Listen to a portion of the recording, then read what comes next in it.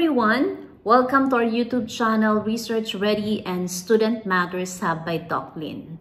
Ang lesson video natin ngayon ay tungkol sa mga tips na ibibigay ko sa inyo about database searching or data searching. In the past video that we had, yung review of related literature and studies, ang pwedeng maging source ay hand search or database search. Now, i-discuss ko sa inyo particularly at bibigyan natin mamaya ng demonstration kung paano ba yung tinatawag nating data searching. So, magbibigay tayo ng tips. Pero bago natin gawin yon, i-discuss ko muna sa inyo yung importance ng data searching. Ang first is access to information. So, pag gumagamit tayo ng data search, nagkakaroon tayo ng vast or range of information na pwede nating makuha sa ating mga online sources. It's actually unlimited when we talk about the sources of information na makukuha natin online. Pangalawa, evidence-based decision making. Kasi lahat ng nakukuha natin na na-publish sa mga articles, this has been commonly reviewed by others and this has been done by scholarly authors na masasabi natin most of them are very reliable na pwede nating gamitin para masportahan natin yung ating hypothesis at yung ating research questions. Ang pangatlong importansya ng data search ay yung tinatawag nating scope and depth. Minsan kasi limited yung hand search na meron tayo, kakaunti yung mga nakikita nating mga information or sources. But through online, there are so many published materials that you can see na po pwedeng magpalalim at magpaganda ng discussion natin ng ating paper. There is no limitation as to the materials that we can use, especially those journals which are open access. Ang number 4 is that with the use of data search, you can identify trends and gaps. Kasi they are always updated, no? Kahit from the recent to the oldest published materials, makikita natin yan sa database search as long as tama yung keywords na gagamitin natin. At magbibigay ulit tayo ng example, as I have mentioned a while ago, kung paano natin yan gagawin. Nakikita natin yung trends at gaps ng specific topic na meron tayo sa ating research. So, pag nagbasa tayo ng mga literature at nakita natin yan sa mga database searches, ito pala yung nangyayari kunyari sa ganitong bansa, sa ganitong topic. Ito rin pala yung situation nila sa ganitong topic na katulad na meron tayo sa Philippines. So, yung mga trends and gaps, ma-establish yan kapag nag-review tayo ng literature. And lastly, you can stay updated or you can be updated on the different topics that you are going to search kapag gumagamit ka ng data search. As I have mentioned kanina, na-update ng lahat ng yan. And yung access, napakadali na sa panahon ngayon. You don't need to wait, example, for a book to be published before you can use it. Now, there are so many sources in the internet that you can see as long as you know how to use the data search at makikita mo silang lahat. Okay, firstly, discuss ko muna yung tip. And then later on, gagawa tayo ng example kung paano natin i-apply itong mga tips. Number 1, we have to define your research questions and objectives. So, kung gagamit tayo ng data searching, dapat alam natin or clearly define yung ating research questions and objectives natin para mag-guide yung ating literature search.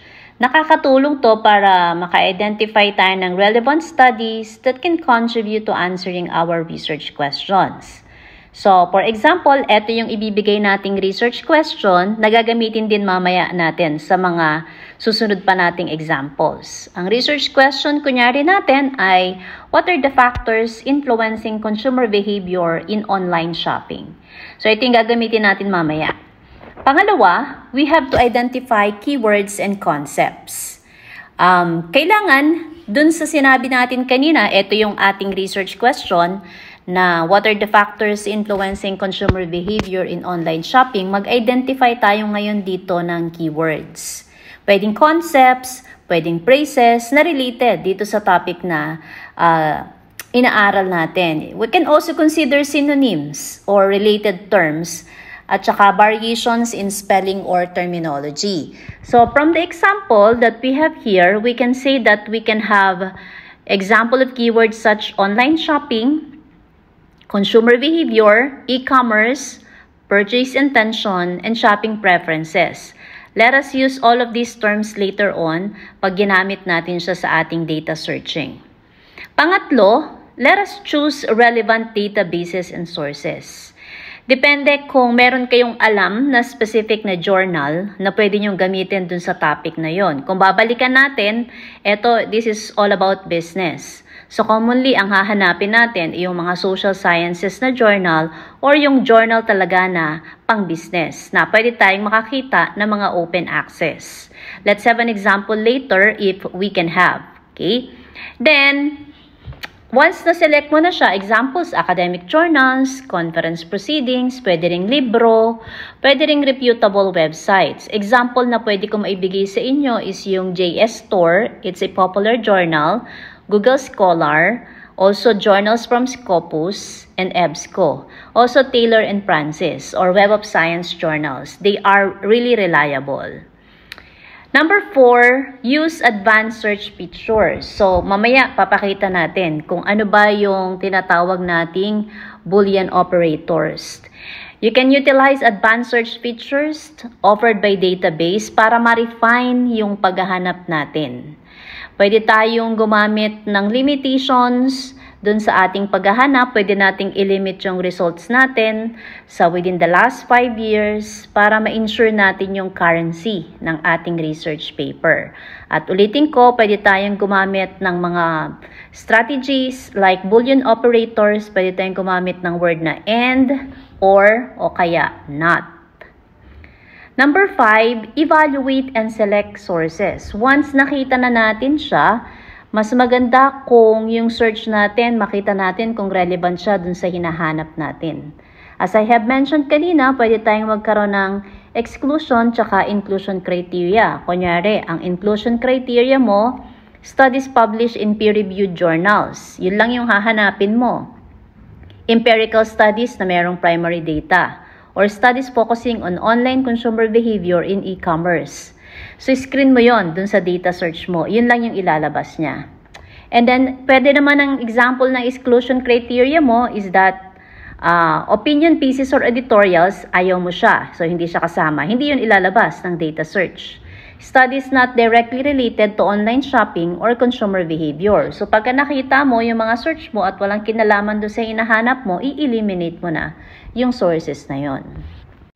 Number 6, pag nakita mo na yung mga kinakailangan mong material, my suggestion is that you save all those articles, especially if it is open access at you can download the material. Let's see later on kung paano dina-download itong mga material na ito. And then you try also to keep with you list of preferences of these materials para hindi mo na sila hahanapin later on. You can also make an annotation or summary of the findings and relevance of research questions of all of these materials once na-review mo na sila. And lastly, you have to stay updated and iterate. Regularly, pwede mo makita yung literature review mo. Baka mayroong mga new studies or developments in that field wherein pwede mong isama dun sa iyong study. You can have, sometimes meron kasing mga setup alerts sa databases para makareceive ka ng notification na merong new article regarding dun sa topic mo. Lalo na kung meron kang access doon sa journal o meron kang subscription, binibigyan kanila ng notification kung merong bago dun sa specific topic na nire-research mo. Eto, sabi kanina dun sa tip, kailangan alam natin yung research questions natin, tapos gagawa tayo ng keywords, yun yung pwede natin gamitin dun sa ating data search. Magbibigay ako ng 3 example dito. One is Google Scholar, the other one is Taylor and Francis. Ang Taylor and Francis, medyo kailangan ng subscription para makapasok ka. No? So, you have to pay. And then, I have here European Journal of Educational Research. This is open access. You can have all the published articles for free. But with Taylor and Francis, you have to pay for the access. So, example, we are going to use Google Scholar. And based on our example a while ago, yung tinitignan natin yung consumer behavior tsaka online shopping. So, we might type here, online shopping. And let us use Boolean operator. So, let us use and consumer behavior. So, when we are going to use and, ibig sabihin, yung search natin, gusto natin na ang lalabas, magkasama si online shopping tsaka si consumer behavior. So, tinitignan natin kung ano yung mga article na merong ganito. And then, let us try to search. So, ilalabas ngayon ni Google Scholar etong mga choices natin. Kung mapapansin nyo, there are 1,200 results. Now, papasok na rito yung let us try to screen kung ano ba yung gusto ni researcher. Ano bang gusto mo? I-custom mo yung range mo on this part. So, pwede mong gawing since 2024, 2023, or mag-custom range ka. Kunyari, lalagyan natin dito ng 2015 hanggang 2024. So, yun yung ilalabas niya ngayon. So, let us try to click this one. Let us see, 1,200 yung results kanina. Naging 79,000 na lang siya. So, titignan natin ngayon dito kung ano yung pwede natin gamitin. Pwede rin natin gamitin to, sort by relevance or sort by date. So, kung isusort siya by date, so inilalabas siya, so it's 816 results na lang. Makikita natin yung mga results, so pwede natin siyang tignan. So, commonly, yung mga naka-reflect dito are the latest, 2024. You can also type in this one, review articles ang gusto mo. So, ito yung lalabas. From 86, naging 35 na lang siya. So, you can screen all your data. Tapos, meron nakalagay dito, create alert. So, pwede mong i-ano dito, i-connect yung iyong email address na anytime na merong mga bagong published paper regarding dito sa topic na nire-research mo ay na-notify ka ni Google Scholar. So, kunyari naman, palitan natin yung ating keywords. Gusto namin, ma'am, yung local lang or yung mga studies na na-publish sa Pilipinas. So, pwede natin gamitin online shopping and Philippines and consumer behavior. So, let us see kung merong lalabas. Na iyan yung search natin. Gusto natin magkakasama sila. So, ito lang yung lumabas. We have only one. But, tignan natin yung custom range natin. Kunyari, nag-custom range tayo ng since 2020. 5,500 yung lumabas. No? So, anong type? Review articles ba? Or anything? Ganun pa rin ang lalabas. And then, we can also create alert. Ito yung pwede natin gamitin. Yung mga term na naka-all caps yung end, ang tawag dyan ay Boolean operators. Ngayon, kung gusto mo namang gamitin yung or, gusto mong malaman kung or gusto mo makita ng article na naglalaman ng online shopping or consumer behavior, so let us see kung meron tayong lalabas. Yan. So, ito yung mga articles na pwede mong makita at makikita mo naman dito. No? Pwede mo silang i-download because they are open access. Okay, tingnan natin naman yung data search dito sa publication ng Taylor and Francis. There are so many journals in this website. Yun nga lang, merong bayad ang access dito. Pwede nyong i-ask ang inyong librarian kung merong access ang inyong school sa Taylor and Francis so that you can find all of their journals. But if you have an access to this, pwede kayong makapasok sa loob at makita nyo yung mga journal. So, pwede nating itry yung ginawa natin kanina. So, let's have consumer behavior and online shopping. Okay? So, let's see kung ilalabas niya pareho yung dalawang terms na yan dun sa article na hinahanap natin. So, we have consumer behavior once again and online shopping. So, ang inilabas niya, there is 31,745 results. So, ito yung lahat. Okay? So, kung mapapansin nyo, nagre-reflect yung consumer behavior na term tsaka online shopping in one article. So, pareho kayo. Kasi pareho yung article na pinupunto ninyo that you're talking about consumer behavior and online shopping. Now, it's up to you kung ano yung gagamitin mo sa kanila. You can also find the author of the journal, the title of the journal, the volume number, the issue number, and then the year when it was published. The number of citations are also here. Tuta tayo dito sa kabilang side, sa left side. So, pwede nyo i-filter yung 31,745. Pag kinlik ko tong only show content I have full access to, mababawasan yan because it will try to filter. Ang pwede ko lang makuha dyan is 3,775. So, sobrang dami pa rin ng mga articles na pwede kong ma-access. O kaya, i-click ko to only show open access. So, there is 3,210. You can filter, no? Depende kung ano yung gusto nyo. Pwede nyo ring i-type ito or i-click to, article, review article, other, review, abstract, or more. Kung gusto mo lang ng article, so ibibigay niya sa iyo yan. 2,995 articles on your research topic, consumer behavior, and online shopping. You can also use this one. Maghanap ka ng journal na gusto mo, galing sa Taylor & Francis, or yung publication date. So, pwede mo rin niyang i-filter. Tignan nga natin kung meron sa Pilipinas. So, let's add the word Philippines. Let's look for consumer behavior and online shopping and Philippines. So, let's see if there are articles that are published within this context. Meron. Okay? So, ito siguro, pag binasa natin siya sa loob, merong konteksto na pinag-uusapan ay tungkol sa Pilipinas, or consumer behavior tungkol sa Philippines. So, pwede natin niyang buksan isa-isa. Okay? So, ito yung sa Taylor & Francis. Tignan naman natin dito sa isang journal. Etong journal na to ay open access. This is a Scopus journal. It is quartile 2, so ibig sabihin, mataas ang ranking ng journal na ito. Pero ito ay open access. Compare sa Taylor & Francis. Ito yung pinaka-feature ng journal. So, ngayon, magsa-search tayo.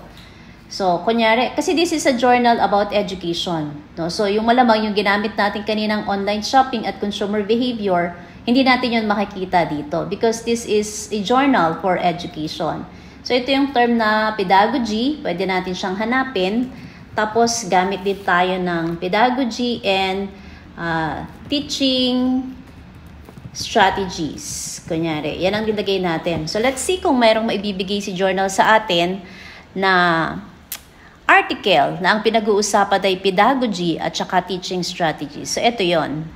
No, pwede mong buksan yung mga journal na yan. Sa base sa interface itong journal, pwede mo makita yung abstract, yung matrix niya. Pwede mo lang i-view yung journal or pwede mo rin siyang i-download. Yan. So, let's try to view the journal. Let's see kung ano yung ipapakita niya sa atin. So, ito yung itsura ng article. Yan. And then, you can download it if you want. You have there the citation, the site, the matrix, and the others. So, balik tayo dito sa interface ng journal. So, depende sa atin kung ano yung gagamitin nating keywords at ibibigay naman sa atin ni journal kung ano yung ating hinahanap. Ang subukan naman nating i-search yung author ng journal. So, kunyari, magsi-search tayo ng author. Yan, ilagay ko yung pangalan ko. This is European Journal of Educational Research. So, let's try to search kung makikita natin. Halimbawa, kilala nyo yung author ng article, pero hindi nyo alam yung title ng kanyang research paper, pwede nyo i-type yung pangalan. So, let's see if we are going to click this one, kung meron siyang ilalabas na article sa pangalan. Okay, so we have here one. So this is the article. And once again, you can click the abstract, the matrix, the view, and then the PDF. And those are the tips on data searching. Sana ngayon or after nito, try nyo na kayo naman yung gumawa ng data searching using your own keywords. And let's see kung makakakuha kayo ng mga published articles or published materials na merong kinalaman sa inyong research paper. And I wish you good luck in doing that. Please like, share, and subscribe our YouTube channel.